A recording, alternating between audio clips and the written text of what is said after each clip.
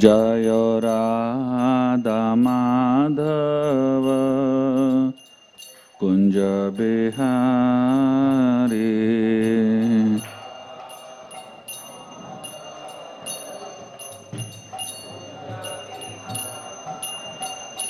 जय गोपी जन वल्लभ गिरिवरधारी।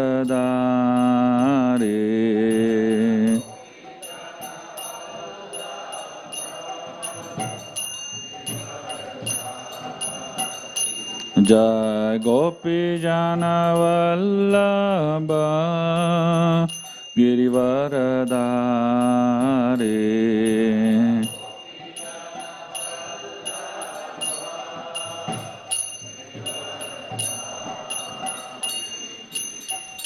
यशोदानंदन व्रज जनरंजन।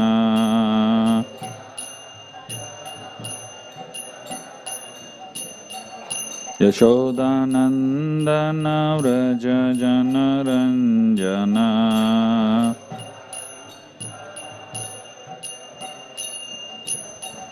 यमुना तीरा वनचारी।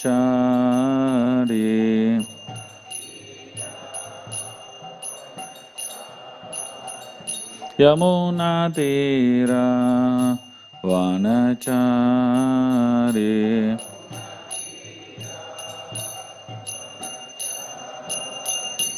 जय राधा माधव कुंज बिहारी।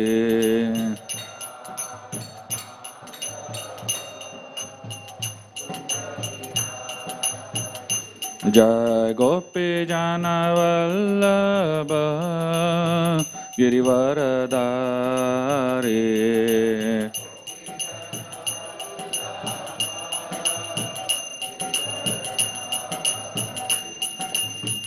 यशोदानंदन व्रज जनरंजन।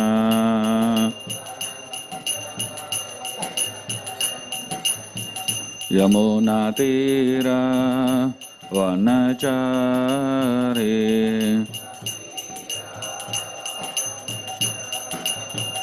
जय राधा माधव कुंज बिहारी।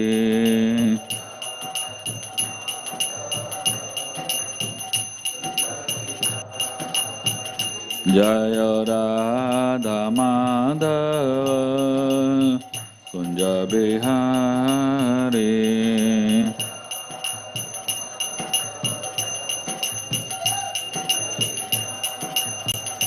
जय राधा माधव राधा माधव राधे।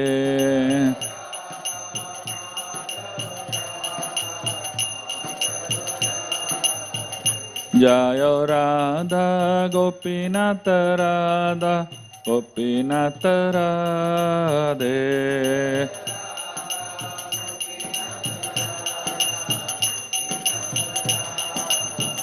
जय जय प्रभुपाद प्रभुपाद प्रभुपाद जय जय प्रभुपाद।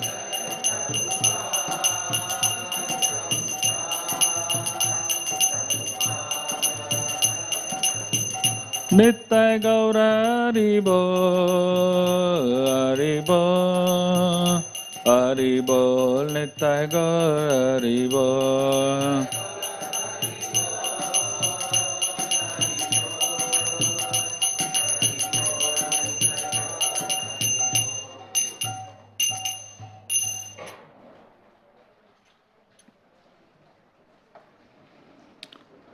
ओम नमो भगवते वासुदेवाय। ओम नमो भगवते वासुदेवाय। ओम नमो भगवते वासुदेवाय।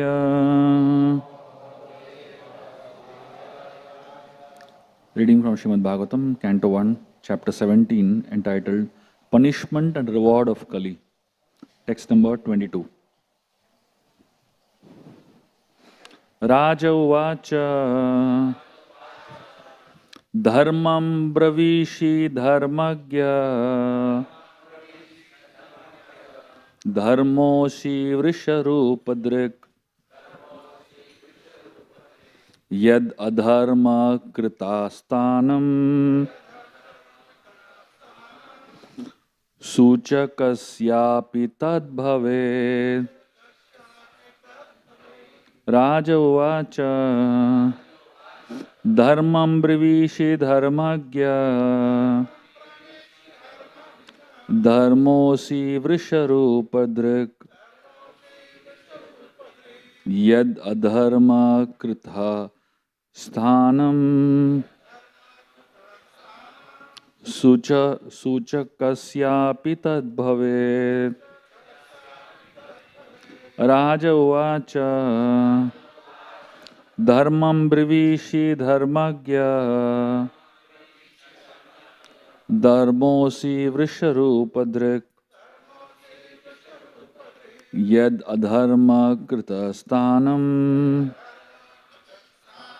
suchakasyapi tadbhavet.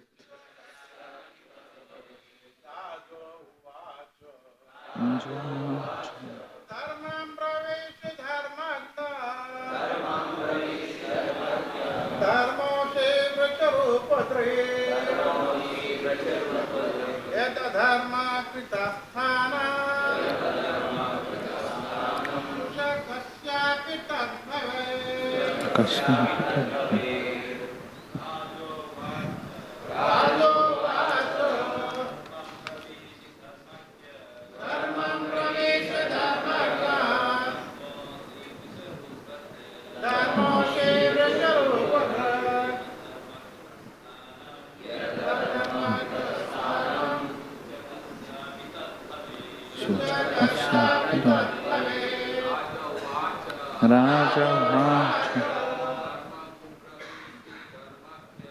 Dharmam Brivishi Dharmagya Dharmosi Vrisharupadrik Dharma Kritasthana Suchakasyapi tadbhavet. Matajis.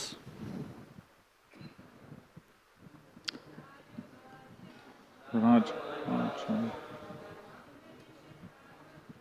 Dharmam Brivishi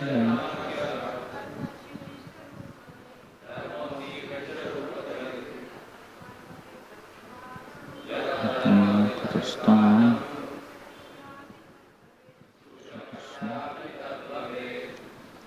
Raja Uvacha. The king said, Dharmam, religion, Bravishi, as you speak, Dharmagya, O one who knows the codes of religion, Dharmaha, the personality of religion, Asi, you are, Vrisharupadrik, in the disguise of a bull, Yat, whatever, Ardh Adharma Kritaha, one who acts irreligiously, Sthanam, place, Suchakasya, of the identifier, Api, also, Tat, that, Bhavet, becomes. Translation. The king said, O you who are in the form of a bull, you know the truth of religion, and you are speaking according to the principle that the destination intended for the perpetrator of irreligious acts is also intended for one who identifies the perpetrator. You are no other than the personality of religion. Purport by His Divine Grace A.C. Bhaktivedanta Swami Srila Prabhupada. A devotee's conclusion is that no one is directly responsible for being a benefactor or mischief monger without the sanction of the Lord.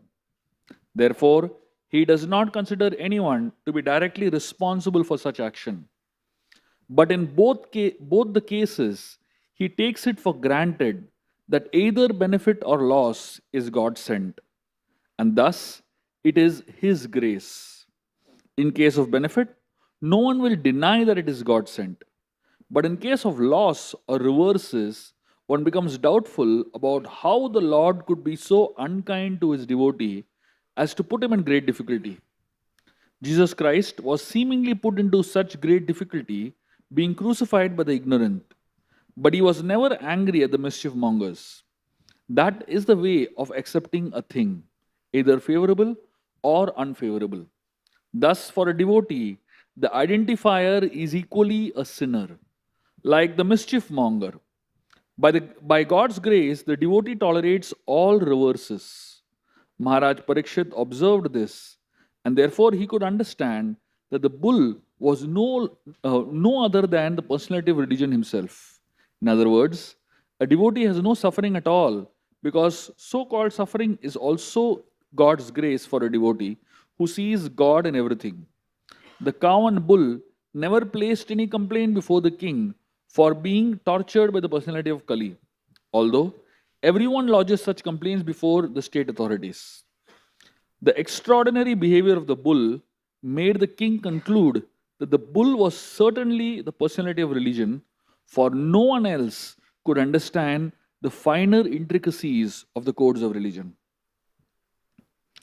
Om Agyantimirandasya Gyananjana Shalakaya Chakshurunmilitam Yena Tasmai Shri Gurave Namaha Shri Chaitanya Manobishtam Stapitam Yena Bhutale Swayam Rupa Kadamayyam Dadati Swapadantikam Vandeham Shri Guru Shri Yutaha Padakamalam Shri Gurun Vaishnavamscha Shri Rupam Sagrajatam Sahagana Raghunatam Vitam Tam Sajivam Sadvaitam Savadutam Parijana Sahitam Krishna Chaitanya Devam Shri Radha Krishna Padan Sahagana Raghunatam Vitam Tam Sajivam Sadvaitam Savadutam Parijana Sahitam Krishna Chaitanya Devam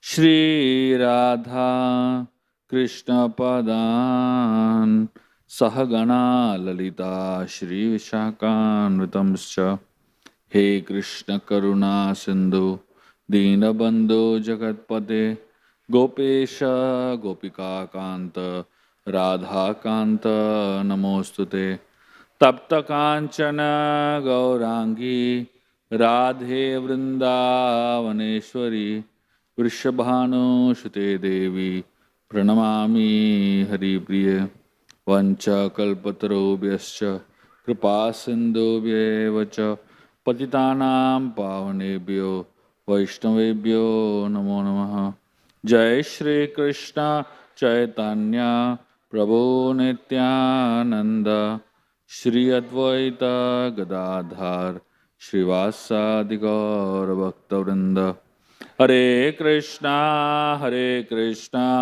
Krishna Krishna Hare Hare Hare Ramo Rama Rama Hare Hare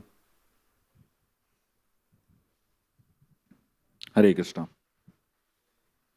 like to welcome all of you to today's Srimad Bhagavatam class. Today we are discussing a very special verse and purport over here. I'd just like to read one small part of the purport which I'll be focusing on. By God's grace, the devotee tolerates all reverses.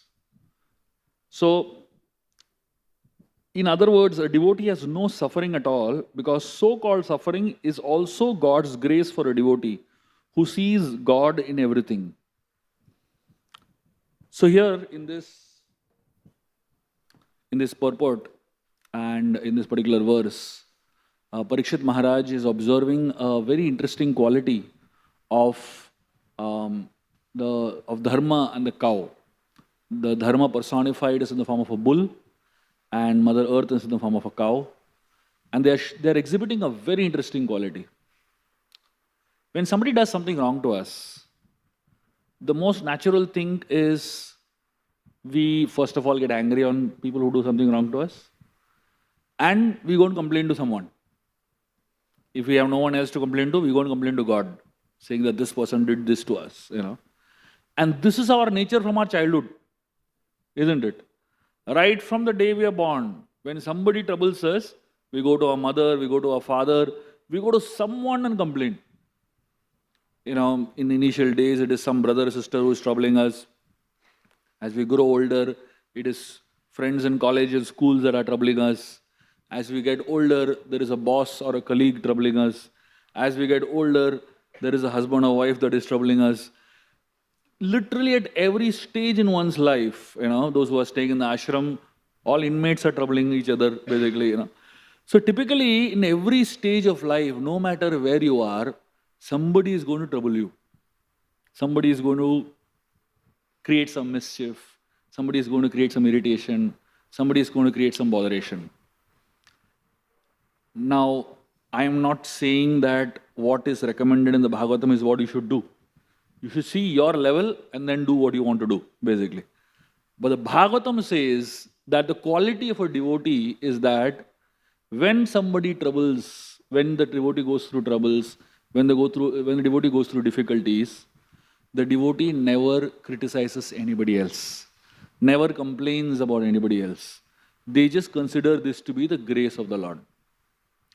Now, for all those of you who have a Kshatriya spirit in you, you may not agree to this, and that's perfectly fine, And you can go ahead and do what you need to do to get justice, that's fine. But here, the Bhagavatam gives a very different way of looking at the idea of forgiveness, the idea of dealing with complications in your life.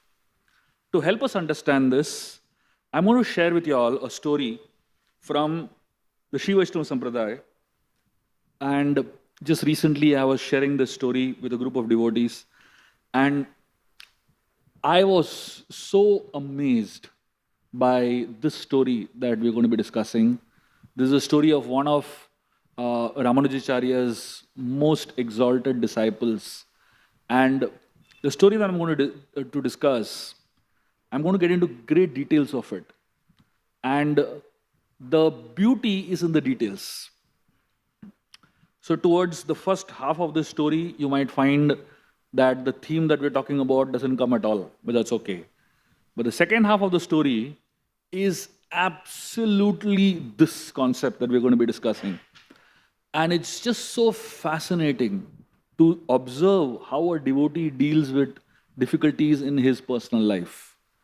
And when we are going through the story, when we are going to be discussing this story, let us put ourselves in the shoes of this devotee and see what we would have done if we had experienced 1/4 of what this devotee went through in his life. Even a small fraction. And that will actually tell us whether we are a devotee or not and what level of devotee we are, So it literally brings out, the nature of a great devotee. It brings out the qualities of a great devotee. And it actually helps us become humbled by this fact that we are very, very far away from what this standard the Bhagavatam talks about and this standard that the Vaishnava Acharyas exhibit in their lives. And then, at the end of today's session, we can all question ourselves, am I really a devotee? So this story is about one of Ramanujacharya's foremost disciples, whose name is Kuresh. In the Sri Vaishnava Sampradaya, he is called as Kurat Alvar. He is considered to be one of the prominent Alvars, saints of the Sri Vaishnava Sampradaya. And I'm going to be focusing on Kuresh's life. I'll just initially give you all an introduction to who Kuresh is and the kind of personality he is, and then we'll get into the story that I'm really going to focus on today. So Kuresh was a disciple of Ramanujacharya from a place known as Kanchipuram. And in that district, Kuresh was a king of a small place known as Kura. Kura Isha. That's why his name is Kuresh. He's a king of Kura, this place named Kura. So Quraysh was a very learned and a very aristocratic person, and he had huge amount of wealth. And from he had so much money that the only thing he would do all day long was give charity. He would begin giving charity at sunrise, and he would stop giving charity at sunset. All day he was just giving charity. And so many people would come to beg from him and ask him for things, just keep giving. One day, Lakshmi Devi, who was in Varadaraj temple, she asks Varadaraj is the deity of Kanchipuram. So she asks him, what is this big sound that comes every day at sunset? So Varadaraj says, this is the door of Quraysh shutting after giving so much charity all day long. So when the door of Quraysh shuts, it creates a loud sound that is heard all over Kanchipuram, basically. So Lakshmi Devi, she says, I would love to see this person. Who is this person who's giving so much wealth in charity? Somehow, this discussion between Varadaraj and Lakshmi Devi was overheard by a pujari of that temple. So that pujari, now you don't please ask me how he overheard deities talking and all. That's not the point here. But the pujari went and told Quraysh this. He said, you are so fortunate that Lakshmi is wanting to see you. Quraysh actually took that as an offense. He said, Lakshmi wants to see me because I'm giving so much wealth in charity. Not so much because I'm a devotee of the Lord. So he said, this is actually absolutely, this is not the way I want to be identified. I don't want to be known as a person who is very wealthy and very charitable. Everyone wants to be known by a particular way, right? How do you want to be known? So Quraysh is saying, this is not how I want to be known. And if Lakshmi is wanting to see me only because I'm giving so much wealth in charity, I don't want wealth only. That day, he told his wife, let us leave all this money and go away. So he and his wife walked out of their palace, giving up all the wealth, giving up all the opulences that they had, and just walked out with a bag, with a little small amount of cloth. That's all. And as I was walking through the forest, at one point, Quraysh's wife, she began to get scared. And she told her husband that, my dear Lord, I'm feeling a little scared. What if there are thieves in the forest? Quraysh asked her, have you brought any money with you? And she had apparently brought one golden bowl, which she wanted to use to serve Quraysh food. Quraysh said, give me that golden bowl. He took it and threw it. He said, now there is no fear, because we have nothing, basically. So they both walked all the way to Srirangam and took shelter of Ramanujacharya. So Ramanujacharya was the head of the Shiva Vaishnava Sampradaya at that point in time. And Ramanujacharya, just before he took charge of the Shiva Vaishnava Sampradaya, he came to the deathbed of Yamunacharya, who was his guru. Yamunacharya was, by the time Ramanuja reached there, Yamunacharya had already died. He had already passed away. And the dead body of Yamunacharya was lying on the, just waiting for Ramanuja to come to do the Antyashti, to do the Samadhi. So when Ramanujacharya comes, he notices the Yamunacharya's body is lying there, but Yamunacharya's 3 fingers are folded, like this. If anyone dies, or anyone is in any stage of life, you don't keep your fingers folded just like that, right? So Ramanuja felt that Yamunacharya wants to convey to me that there are 3 unfulfilled desires of his that I should fulfill. So he said, so he has folded his 3 fingers and kept. So Ramanujacharya began to meditate on what could be the 3 desires of his guru.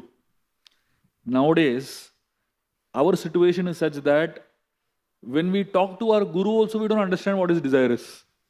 Here is someone whose guru has already passed away, and he is trying to figure out what is the desire of the spiritual master. And in his meditation, he starts narrating, he starts thinking that this is So first desire, he said, is that I will write a commentary on the Vedanta Sutra. The moment, he said, yeah, I'll write a Vaishnava commentary on the Vedanta Sutra. The moment he said that, one finger of Yamunacharya opened up. People were amazed. Here is a person who has passed away. And the body of the person is lying there. But still the finger opened. I mean, normally, if any other normal person finger opened after dying, people would have really freaked out. But here is an Acharya. He's such an exalted Acharya. His finger opened. And immediately Ramanuja understood that this is the desire of Yamunacharya. And then he said, the second desire of Yamunacharya is that I will preach the Shiva Vaishnava Sampradaya and spread the glory of Shiva Sampradaya all over the world. Second desire, second finger open. And he said, the third desire of Yamunacharya is, I should name two of my disciples after the greatest contributors to the Vedic scriptures, Vyasa and Parashara. And the moment he said that, another third finger opened, Yamunacharya. And Ramanuja, he decided that he will fulfill all these desires. And then he left out to fulfill the first desire of writing a commentary on the Vedanta Sutra. To write the commentary on the Vedanta Sutra, Ramanacharya wanted a book. And this book was named Bodhayan Vritti. And the only copy of that book was in Kashmir at that point. Sharda Peeth it was called. And Ramanuja had to travel from Srirangam to Kashmir all the way walking. Now this is like from one end of India to the other end of India walking. Imagine, how many months it would have taken. So Ramanuja went with one disciple, Quresh, all the way to Kashmir.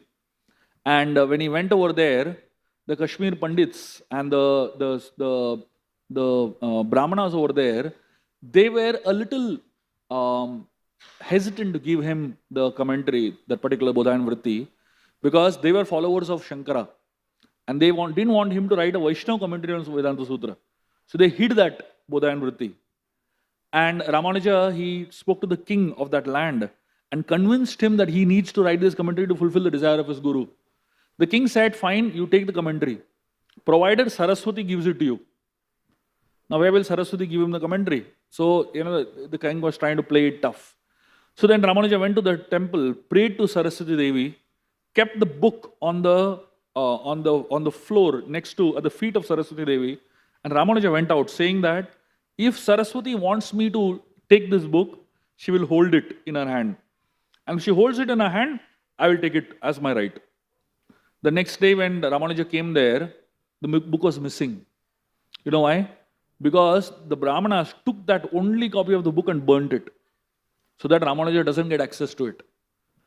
And when Ramanuja came the next day, the book was missing, not in Saraswati's hand. So Ramanuja was in great anxiety. But Ramanuja prayed a little bit and he realized Saraswati won't let this go like this. So Ramanuja just said, check in Saraswati's hair. I think the book is there. And Saraswati Devi, she kept a duplicate book in her hand which they burnt. And the original book she hid behind her hair locks, So Ramanujacharya took that book and the Brahmanas couldn't say anything. He and Quresh walked with the book back to South India. In the night, every night, Ramanuja told Quresh, you guard the book. Make sure that the book is safe. Because anytime anything can happen, because this is the only copy of the book. So Quresh kept guarding the book all night. And when they reached midway, suddenly one night, they found the book is missing. And the Brahmanas had actually come and stolen the book away. And Ramanuja was in great anxiety. This is where the story of Quresh starts. Quresh tells Ramanuja, don't worry, I have by-hearted the full book. Every night, Quresh would read the book all night long. Ramanujacharya would take rest. All night, Quresh read the book. And after so many nights of traveling like this, all day walking and all night he's reading by heart. He had photographic memory. Literally every page of the book was registered in his mind. Now imagine the intelligence of this person. And Ramanuja was so happy. So Ramanujacharya told Quresh that, so he said, Kuresh is saying, by your mercy, I managed to learn the whole book. And he said, just tell me what you want, I'll give you the reference. So Ramanacharya was dictating, and whenever Ramanuja needed any reference for the Buddha and Vritti, Kuresh would give it. And Kuresh kept writing on behalf of Ramanuja. Ramanuja would dictate and Kuresh would write. So at a particular point in time, Kuresh, so Ramanuja told him, whenever you feel that I am saying something that is not right, you should just point it out to me. So Ramanuja kept dictating and Kuresh kept writing. At one point, Kuresh stopped writing. So Ramanuja, he asked Kuresh, why did you stop writing? Kuresh didn't reply. This is very interesting, I found, Kuresh didn't reply. So Ramanuja said, how dare you stop writing? Kuresh didn't reply. Kuresh was hesitating to tell his guru, you're wrong. He just didn't reply. So Ramanuja understood that he has made some mistake, but Ramanuja couldn't understand what mistake he has made. And Kuresh is not replying here. And Ramanuja walked away in anger. After some time, Ramanuja thought about what he narrated. And then he realized he made a small mistake in the narration, and therefore Kuresh stopped writing. So Ramanacharya came back and he again started narrating, and then Kuresh began to write again. So the nature of Kuresh is that no matter how much, so he's a scholar, he's so intelligent, he's so smart, but he's also so sensitive that he doesn't point out the mistake of his teacher. He doesn't speak that you're wrong, He's so sensitive towards that. So at some point, Ramanuja started spreading the Shiva Vaishnava Sampradaya like anything. He was traveling the length and breadth of India and preaching like anything to fulfill the second desire of his guru. Of course, the first desire got fulfilled. The Buddha and Vritti got, he wrote a commentary on the Vedanta Sutra. It was named as Shri Bhashya. And as Ramanuja was propagating, Shiva Vaishnavism all over the world, at that point, there was a king whose name was Kolatunga. And this king was a very, very envious king and a very cruel person. And he wanted Ramanacharya to stop preaching. And he called Ramanacharya to his court. So everyone knew that Ramanuja going to this king's court is very dangerous, because this king is known to be cruel and is a tyrant. So Kuresh tells Ramanuja that I will go on your behalf. And Kuresh, he actually wears the clothes of his guru. He wears the saffron clothes of his guru, and Ramanuja wears the white clothes of Kuresh. And Ramanuja goes away from there, from Melkote, the place where he was, and he goes in disguise. He goes, in hiding. And Kuresh, he goes to this king's court as Ramanuja, dressed as Ramanuja. And he, another great Vaishnava, who is another guru of Ramanuja, whose name is Mahapurna, he goes along with Kuresh. So Kuresh and Mahapurna, they both go to the king's court. The amazing thing about this relationship between Mahapurna and Kuresh is that now Kuresh is the disciple of Ramanuja and Mahapurna is a guru of Ramanuja. 3 generations literally. Mahapurna, Ramanuja, Kuresh. This is the disciplic succession, And here the relationship between Mahapurna and Ramanuja, though Ramanuja considers him to be his guru, but technically and from all practical points of view, Mahapurna considers Ramanuja to be his guru. It's just so amazing that the relationship between Vaishnavas is not just a formal relationship of a disciplic succession in one order, but the understanding and knowledge can be gained from the other order also. So Mahapurna got so much inspiration from Ramanuja, who was his disciple apparently. And so Kuresh and Mahapurna went along, one became Ramanuja and one became the assistant of Ramanuja. And this king thought this is Ramanuja only. And he forced both of them to stop being Vaishnavas and convert to followers of Adi Shankara, Shankaracharya. And both of them, they were very, obviously it's not about, what faith you follow. It's about your personal connection with God. So whatever connection you have with God, nobody has the right to force you to convert your connection to something else. And here was the king forcing them. And they said, they were very convinced with what they were doing. The king blinded both of them. So Mahapurna was very old at that point in time. Imagine at that age, he was blinded. Both his eyes were plucked out. And Quraysh, both his eyes were plucked out. So Mahapurna and Quraysh, both of them were blind, they were bleeding, and they began to walk towards Srirangam without any eyes. So as both of them were, really painfully struggling towards Srirangam, on the way, Mahapurna told Quraysh, I can't continue anymore. I want to leave my body here. So Quraysh kept telling Mahapurna, no, just hold on for some more time. We'll reach Srirangam, and then you can pass away from this body in Srirangam Dham. At that point, Mahapurna made a very powerful statement.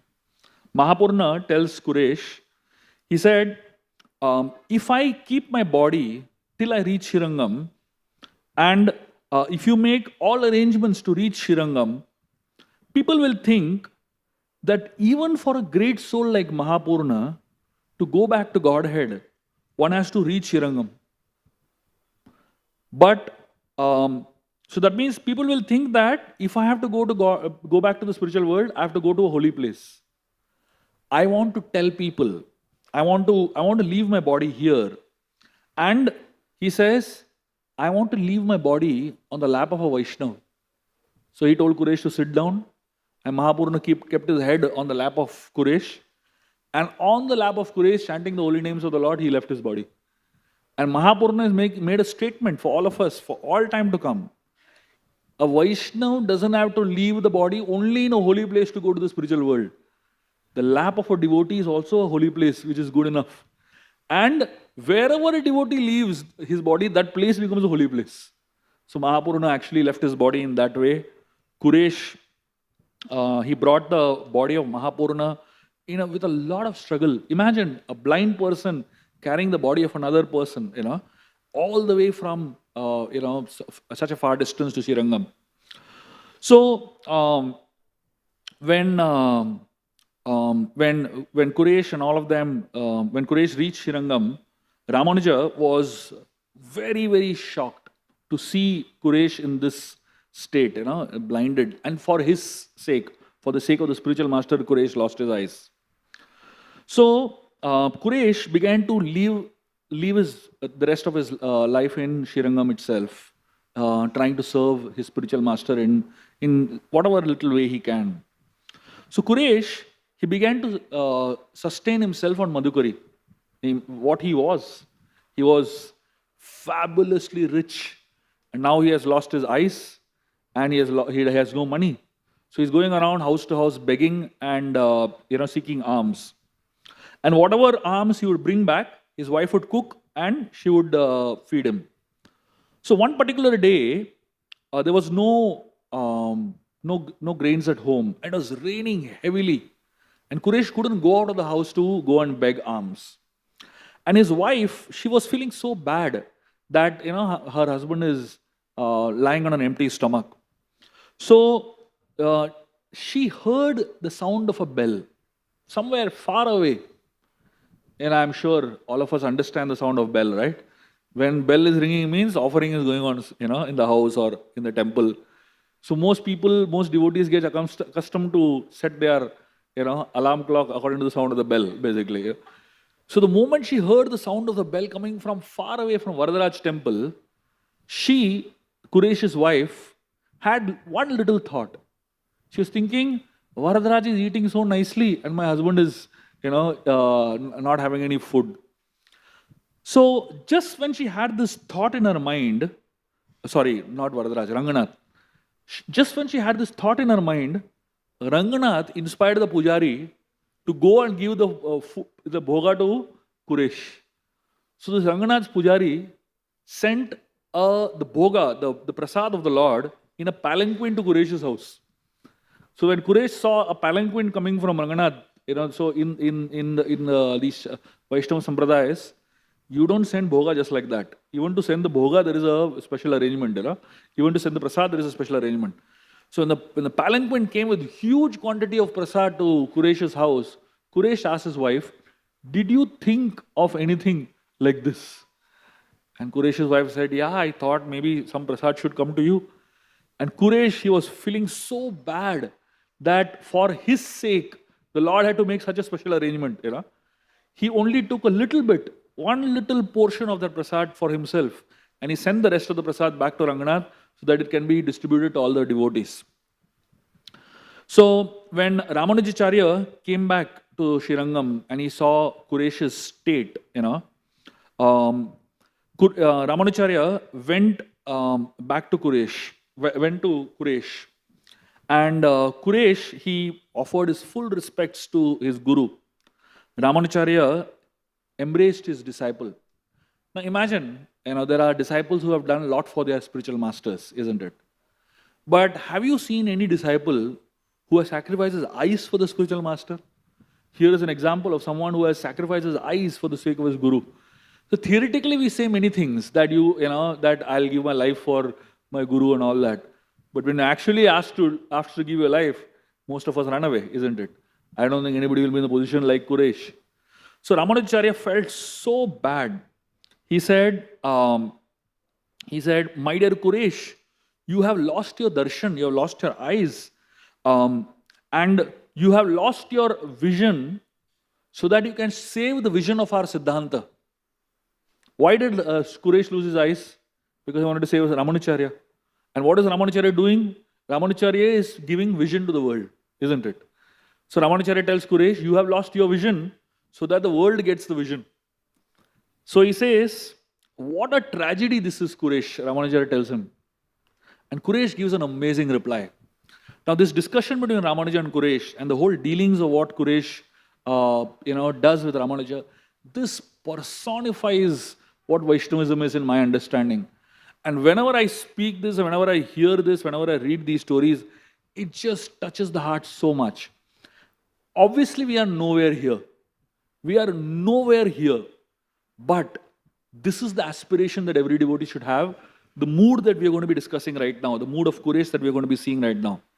So when Ramanuja, his own guru, tells Quresh like this, you know what Quresh replies? Quresh says something stunning. He tells Ramanuja, my dear Lord, I must have surely offended some devotee, some Vaishnava, thinking that his tilak is not straight. Because I saw and I offended some Vaishnava thinking his tilak is not straight, therefore I lost my eyes. Imagine this. Now obviously, if you talk to us, we see bad in every Vaishnava so many times a day. I don't know how many times we should be blind in keeping this in mind, isn't it?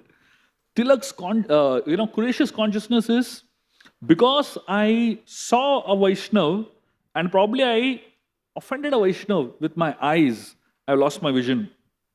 And therefore, he says that, and then Ramanujacharya tells Quresh, you have sacrificed your eyes for giving Vaishnava darshan to the world. Please, you go to Ranganath and ask your eyes back. Please just ask him for your eyes back. Quresh replies, my dear Lord, I don't want my eyes back. So he says, why? He says, because my eyes have seen the person who has offended a devotee. Quresh's eyes saw Kulatunga, who has offended Mahapurana and literally killed Mahapurana, right? So he said, because that eyes have seen that aparadhi of a Vaishnava, I don't want those eyes back. So Ramanujacharya is amazed. What kind of a person is this? So then, so Ramanujacharya tells Quresh, he gives him an instruction as a guru. He tells him, please go and go to Kanchipuram, he tells him, and go and write verses that glorify Varadaraj. And when you write verses that glorify Varadaraj will be so happy with you, he'll give you a boon. When Varadaraj gives you a boon, ask for your eyes back. So Quresh goes all the way from Srirangam to Kanchipuram to fulfill the instructions of Ramanuja, which is to glorify Varadaraj. So he composes beautiful poetry glorifying Varadaraj like anything. And finally, when he composes these beautiful verses, Varadaraj appears in front of Quresh. And the composition of Quresh is known as Shri Varadaraj Stava Stotra. So, So he asks, Varadaraj, appears in front of him, and Quresh tells the Lord that, Varadaraj says, please ask for any boon. Quresh says, my dear Lord, please give me the boon that I can see your transcendental form. So technically, Quresh is blind all day long. The only thing that he can see after that is Varadaraj's form. So Quresh gets that boon and comes back all the way to Srirangam and tells Ramanujacharya that this is what has happened. Ramanujacharya tells him, I didn't tell you to do that. I told you to get your physical vision back. Physical vision means you'll be able to see everybody, isn't it? So Ramanujacharya says, let us both go to Kanchipuram and we both will ask for this boon. So Ramanujacharya takes Quresh all the way to Kanchipuram and tells Quresh, again chant that Varadaraj Tava Stotra. So Quresh again chants Varadaraj Tava Stotra. And as he begins to chant one after another all the verses of the Varadaraj Tava Stotra, at a particular point, Ramanuja, he has some work. He has to go for something urgent for a short duration of time. So Ramanuja tells Quresh, you continue chanting. And Ramanujacharya goes and comes back. In the meanwhile, Quresh completes the Varadaraj Tava Stotra. And Varadaraj appears in front of him and tells him, ask any boon. Quresh, he says, my dear Lord, if you want me to get any boon, if you want to give me any boon, look at the boon that Quresh is asking. Quresh tells the Lord, if you want to give any boon to me, please give the boon by which Chaturgrama is a person who actually arrested Quresh. So he says, give me the boon by which Chaturgrama will also attain the same destination in the spiritual world like me. Now imagine if somebody has offended you and suppose that person is your greatest enemy. I'm sure all of us have at least one person in our mind who has offended us in some way and whom we have a great anger towards, enmity towards, or whatever, some kind of hatred towards. Will you ever ask this boon from the Lord? He says, please give that person the same destination in the spiritual world like me. Isn't it amazing what Quresh is asking? So Varadaraj, he gets shocked. He said, what are you asking? He says, we have decided to punish Chaturgrama eternally in hell for Vaishnava Prad. And you're asking to forgive him. On top of that, you're asking that he gets a spiritual world. So Quresh says, my dear Lord, you are Varadaraj, that means the giver of benediction. This is the only benediction I want. Please forgive him and give him the access to the spiritual world. So when Varadaraj hears this, he has tears in his eyes. He's never seen anyone like this. So then suddenly Ramanujacharya comes, and he realizes that again Quresh has asked for something else only, So Ramanujacharya, he appreciates Quresh's large-heartedness and, Ramanujacharya is amazed that someone who has caused so much pain to you, how can you forgive such a person? And not just forgive that person, but you're looking for the highest destination for that person. And he said, but still you didn't ask for your physical vision back. So then Ramanujacharya, he speaks to the Lord. So he says, my dear Lord, you know everything. How did you give such a benediction to Quresh? In spite of you knowing everything and you knowing my desire, And so then like this, Ramanujacharya started lamenting so much. And then Ramanujacharya started saying that, what will I do now without Quresh's eyes? So then Varadaraj, he begins to speak to Ramanuja. He tells Ramanuja that don't worry Ramanuja, from now onwards, I give the benediction to Quresh. Now Quresh is not asking for this. Varadaraj is giving this benediction to Quresh. He tells, from now onwards, I give Quresh the benediction that he will have eyes that will see two objects. One, his eyes will be able to see me, my divine form. And second, his eyes will be able to see you, your divine form. So Quresh technically is blind. The only things he can see in his life is his Guru and God. Imagine what a fortune it is. isn't it? We have eyes that can see everything, but unfortunately, we don't have eyes that have attraction towards the form of the spiritual master and form of the Lord. And imagine what a fortune it is that you can't see anything else except Krishna and Guru. What a fortune it is, isn't it? This is Varadaraja's special benediction to Quresh. So after hearing this, Ramanuja, he is very satisfied, and he immediately asks Quresh, Quresh, let me see how you are able to see the Lord. And Quresh begins to describe every limb of Varadaraja's form. And Quresh, he takes the complete the darshan of Varadaraj and he glorifies every limb of Varadaraj. And then he begins to glorify the color of the ornaments of the Lord. He begins to glorify every limb of the Lord, etc. And then Ramanujacharya becomes very satisfied hearing the description of the deity from Quresh. And then Ramanujacharya wanted to check whether he can see him also. So Ramanujacharya told his disciple, that can you describe my form? And Quresh, with so much love and so much affection, begins to describe the beautiful form of his guru, Ramanujacharya, describing the dress of Ramanuja, describing the tilak of Ramanuja, describing the shikha of the Ramanuja, describing the tridanda staff of Ramanuja, describing the beautiful limbs of Ramanuja. And Ramanuja becomes so happy that Quresh is able to see the Lord and him. And then Ramanuja, he takes Quresh back to Srirangam all the way.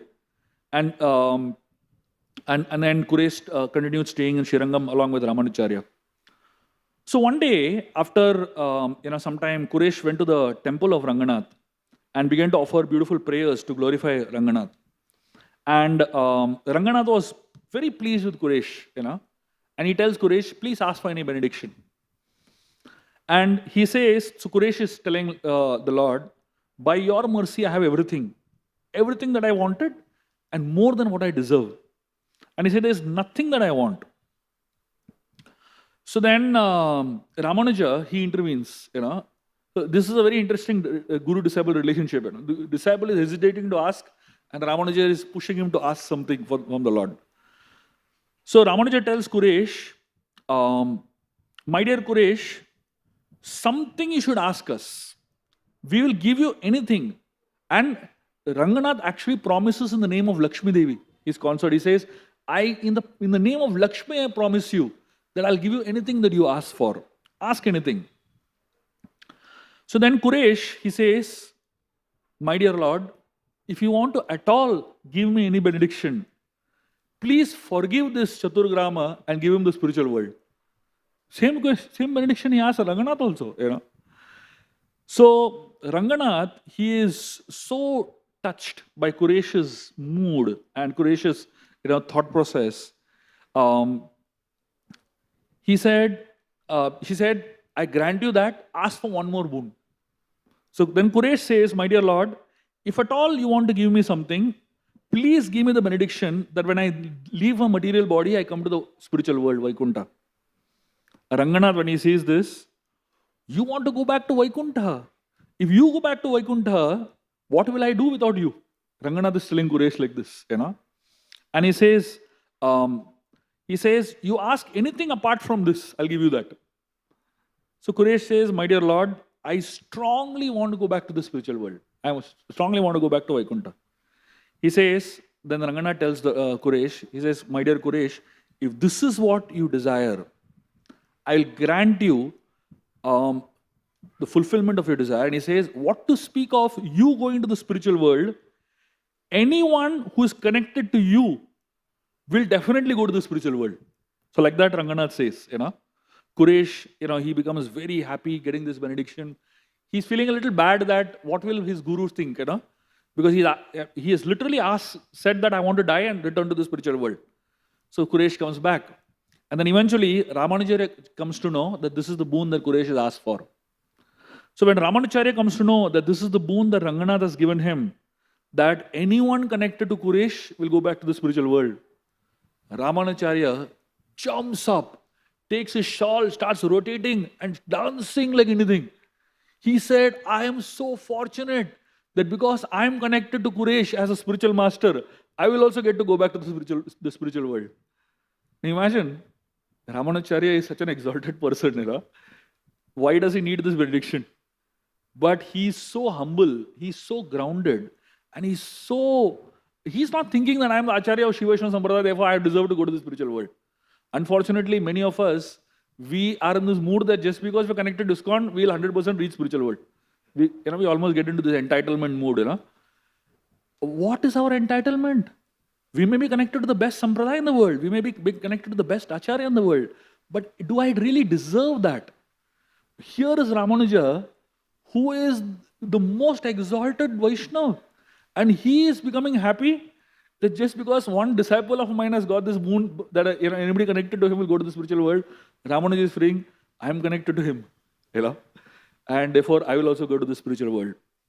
And like this, Ramanuja becomes so happy and so grateful. So Quraysh, he offers his respects to Ramanuja and he embraces Ramanuja. So Ramanuja is in a little angry mood. He tells Quraysh, my dear Quraysh, how can you do this? How can you go before me? You know, how can you independently take a decision like this? And, so Ramanuja asks Quraysh, what are you thinking? So Quraysh tells him that, my dear Lord, in the recent times I have been having a lot of dreams. And I have been having vision that I am going to pass away. And when I pass away, in my dream, I can see the residents of Vaikuntha, they are coming down to receive me. They're extending their hands to receive me into the spiritual world. And he says that in the spiritual world, there are no rules and regulations, no senior, junior stuff in the spiritual world. Everybody is, at one level. But Quraysh says, I can't handle that even in the spiritual world. For me, even in the spiritual world, you will be my spiritual master and I'll be your servant. And he said, I don't want to be in a situation where you go before me to the spiritual world and you are waiting to receive me. He said, I want to go before you and be there to receive you when you come. He says, I don't want to accept service from you even there. Now imagine this, Here is a person who is thinking after death also how to continue serving his spiritual master. So most of us, we are struggling to serve our spiritual master while we are alive. We don't know exactly how we want to serve because so much of our own selfish agendas, selfish mindset is so much prevalent.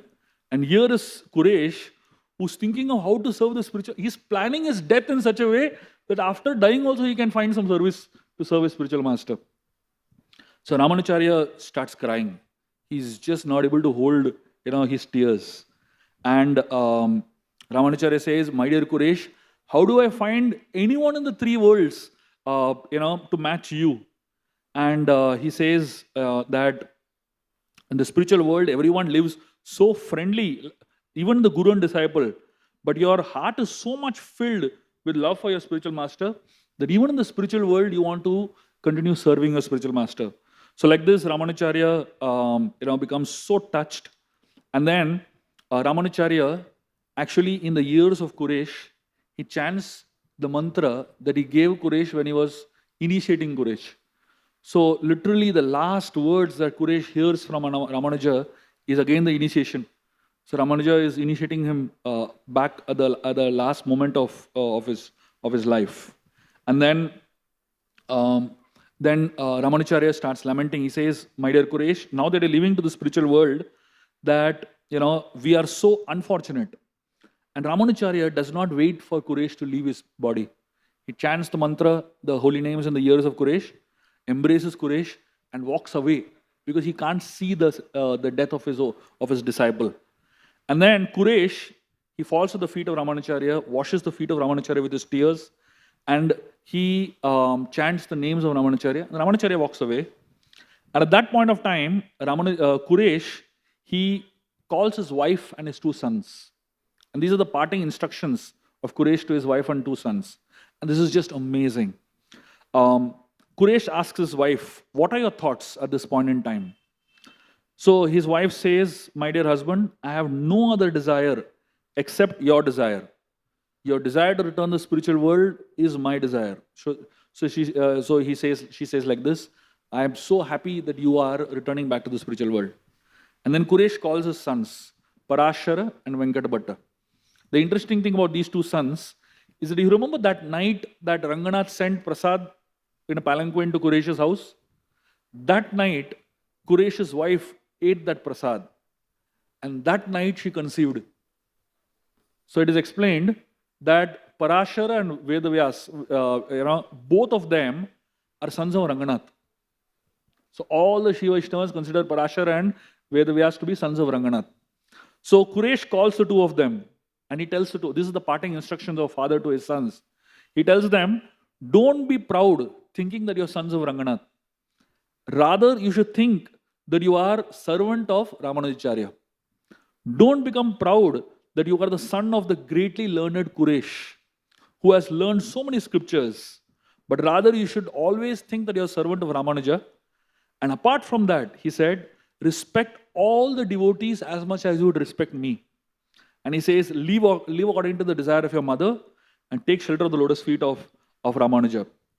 Saying like this, Kuresh kept his head on the lap of his disciple and his feet on the lap of his wife Andal, and his hand is held by his son Parashar Bhatta, and he thinks of his spiritual master Ramanujacharya, and closing his eyes, he leaves his body and goes back to the spiritual world. The story of Kuresh is an amazing story that teaches us what a life of a devotee is. If you keep all the mystical elements aside and look at only the human element, and look at the element of the heart of Kuresh, here is a heart of a Vaishnava, a heart that doesn't hold any malice, a heart that doesn't hold any hatred, a heart that doesn't hold any kind of grudges, and a heart that is filled only with the desire to serve the spiritual master, serve the Lord, and a heart that is only filled with a desire for serving others, nothing for oneself. Obviously, we are very, very far away from having a heart like this. We may be devotees in our body, but our hearts are still demoniac. Our hearts are very, very far from being devotees. So hopefully, someday, our heart also will become a Vaishnava. Thank you very much. Hare Krishna.